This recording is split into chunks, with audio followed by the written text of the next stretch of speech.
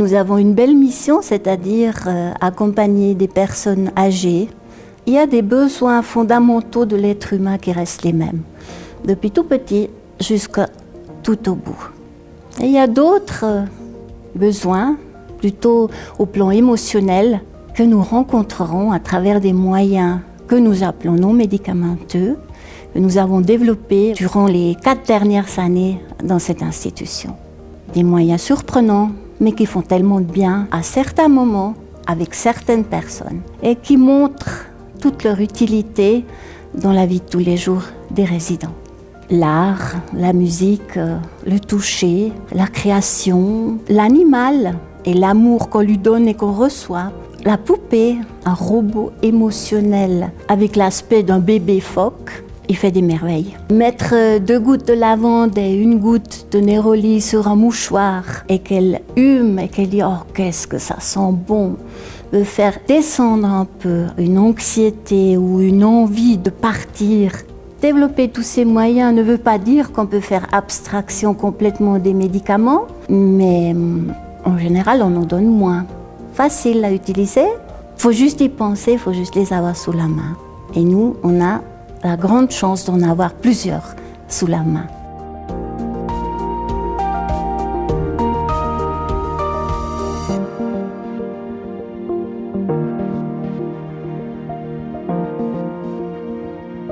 La zoothérapie, c'est une activité ou une thérapie assistée par un animal. Nous, on est des thérapeutes qui sont formés en zoothérapie avec des animaux qui sont préparés pour, et on travaille pour le bien des personnes. L'impact principal, c'est leur apporter du bonheur, de la douceur, les motiver, que ce soit les motiver à marcher ou les motiver à bouger tout simplement, à caresser, à brosser, à rentrer en interaction. C'est plus motivant de faire monter et descendre un oiseau que juste lever le bras et descendre le bras. On voit certaines personnes qui parlent plus volontiers à travers l'animal. C'est comme là, pour cette dame, c'est plus motivant d'aller promener un lapin que d'aller marcher. Le fait de promener un animal, ça suscite l'intérêt des autres résidents aussi, qui vient voir l'animal, qui vient demander à la personne si elle peut le caresser et tout. Et souvent, ça amène beaucoup de sourires sur le visage des gens. Les gens sont contents en fait. Ça peut être un choix de la famille, ça peut être un choix des soignants qui demandent à la zoothérapie. C'est ouvert à tout le monde. Après, nous, on s'adapte à la personne, les envies de chacun et puis du travail et des besoins qu'il y a à faire pour chacun.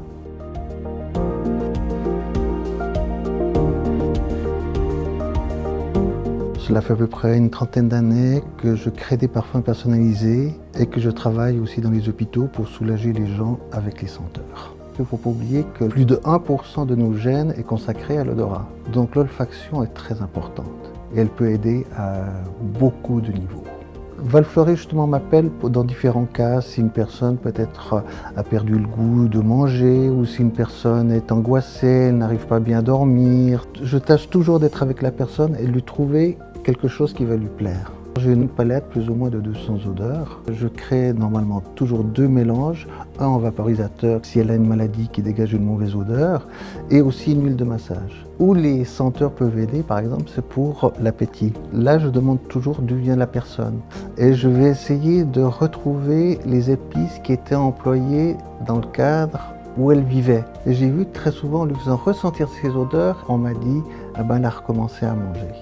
Une des choses pour moi les plus importantes dans une consultation, c'est de faire le plus plaisir à la personne.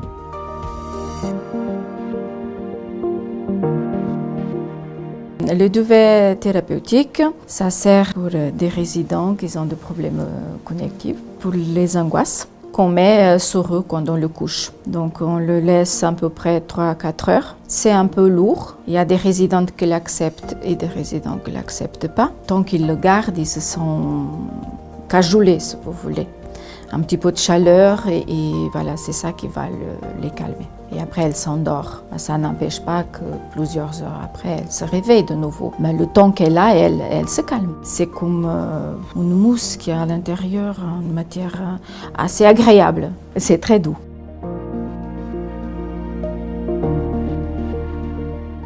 Le sac-cuisine, c'est un moyen pour calmer les angoisses des résidents qui sont atteints de maladies d'Alzheimer ou de démence. et c'est à utiliser à des moments précis où ils sont agités. C'est une forme de sac rectangulaire avec une fermeture et là-dedans il y a des tissus de diverses matières, des cerceaux et des choses étirables.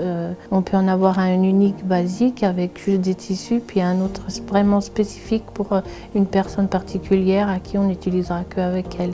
Avec le toucher, en fait, ils le prennent et puis ils en font ce qu'ils en veulent. S'ils veulent se balader avec, ils peuvent. Mais c'est le fait de toucher, ça peut être lié avec leur métier qu'ils faisaient avant. Si c'est un tapissier, on va mettre du tissu beaucoup plus rêche. Si c'est une dame qui a fait dans la lingerie, on va lui mettre des tissus avec de la dentelle ou des choses très douces pour que en fait, ça l'apaise. Et souvent, ça les calme beaucoup. Et on l'utilise aussi beaucoup la nuit, parce que la nuit, il y a beaucoup d'angoisse. Ça peut très bien marcher, ou ils nous le jettent et ça ne marche pas, donc on essaye autre chose.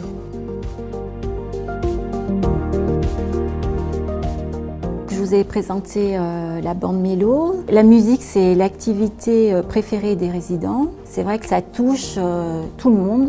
La machine est facile d'utilisation pour les résidents parce qu'il y a des grosses touches. On peut faire une présélection. Il y a certains résidents qui l'utilisent, qui nous demandent au début, ils n'osent pas parce qu'ils ont peur de dérégler la machine. Et puis bon, on leur explique, faites, appuyez sur le 754, le A pour l'album. Et puis j'aime bien quand ils feuillettent parce que ça leur rappelle des souvenirs. Alors on va mettre une chanson de lui, une chanson d'elle. C'est vraiment un moment de partage et de communication. Pendant les repas, c'est vrai qu'elle est posée à un lieu stratégique, la salle à manger, où il y a toujours plein de monde. C'est un lieu de passage où les gens ils viennent, ils mettent la musique, on se met à danser. Ce qui est bien avec la bande mélo, c'est qu'il y a 200 chansons, donc ça plaît vraiment à tout le monde. Il y a des thèmes Noël, jour de l'an, pour les anniversaires, tous les mois on l'utilise. Ça va des années 20 aux années 90 et je pense qu'en EMS c'est indispensable.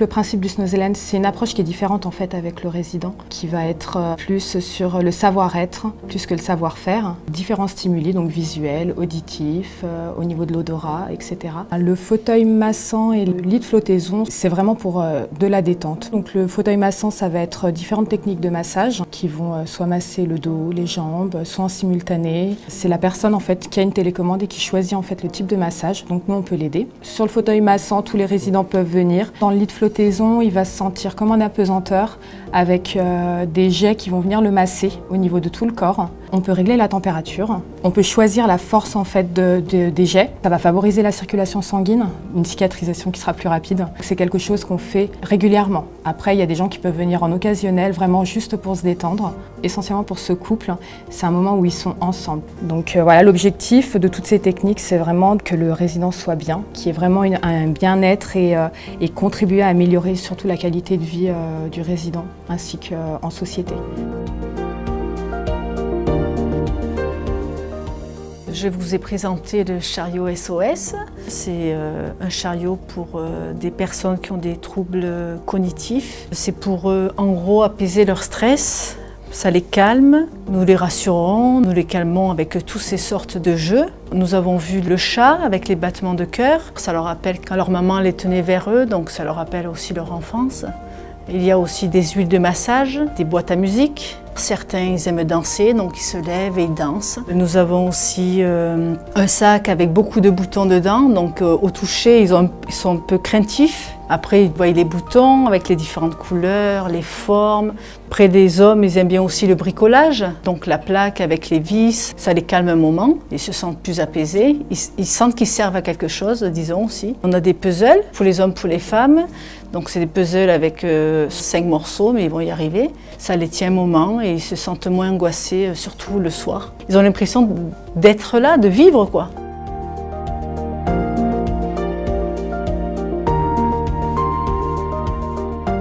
Je suis aumônier catholique. Et puis ici au sein de Val-Fleury, donc la majorité de mon engagement c'est de rencontrer les résidents, bien que j'anime aussi des temps de parole et communion. Je fais aussi des funérailles et je célèbre également ce qu'on appelle un temps du souvenir. Mon rôle est avant tout d'accompagner. C'est rencontrer la personne là où elle en est exactement.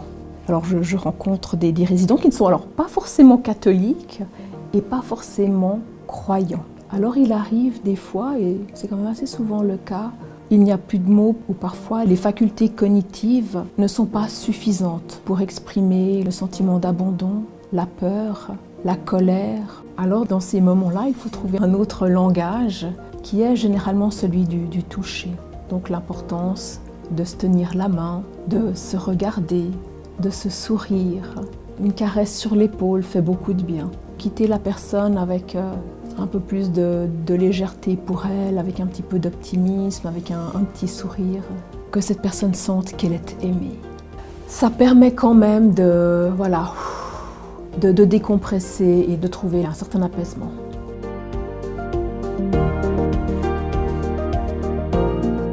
Il existe Paro, le phoque Paro, qui a des capteurs au niveau des pattes, des moustaches, des sourcils. Enfin, il ressent la personne dans l'état qu'elle est. Il les apaise. Quand ils sont en colère, le fait que ça soit plus doux, ce qu'ils ont entre les mains, ça les oblige à s'apaiser parce qu'en fait, c'est quelque chose de fragile. Paro, si on le met sur le dos, il n'est pas content. Il fait du bruit plus ou moins selon les émotions qu'on a. Si on a des émotions qui sont très fortes, il va être très présent. Plus la personne est apaisée et plus il va jusqu'à fermer les yeux et être complètement reposé.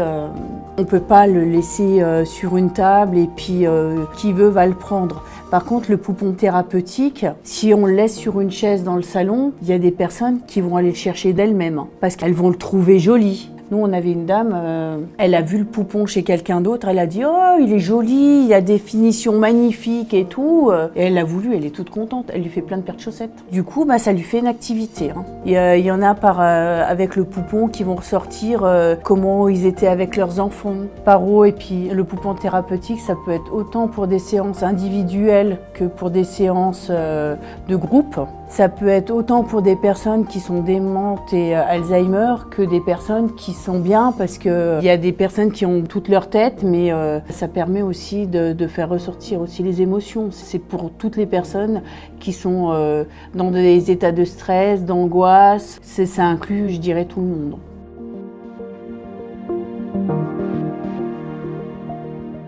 J'ai commencé ici pour un monsieur qui souffrait d'Alzheimer et qui était en forme physique, mais il n'arrivait pas à entrer en contact avec des gens. Il avait même des accès de violence. Chacun on tenait un chien et on se promenait dans le parc.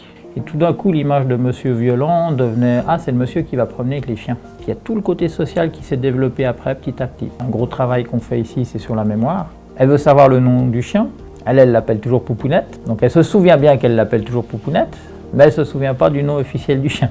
Il y a l'aspect physique. Quand je propose aux gens d'aller se promener avec le chien, c'est difficile de trouver mieux comme motivation pour faire sortir quelqu'un. Pour la physiothérapie, si vous devez faire des exercices de marche, même quand vous êtes blessé et que vous avez mal, si vous le faites avec un animal, la douleur, vous ne la sentirez pas, beaucoup moins. Vous êtes dans une autre dynamique. Ça, c'est le genre de choses qui se travaillent. Normalement, il faudrait que les équipes, ils anticipent avant. On y pense. Quand elle sait que c'est le mercredi, elle est déjà toute contente le matin parce qu'elle sait qu'à l'après-midi, on va faire des jeux. Donc ça lui permet d'avoir du plaisir avant même de voir le chien. C'est tous des moments gagnés. Ensuite, il y a le moment qu'on vit et après, il faudrait en reparler le lendemain. Et hop, on maintient cette dynamique positive. Juste pour une séance d'1 heure qu'on a fait, on a gagné 1 journée, 2 journées, 3 journées de positif.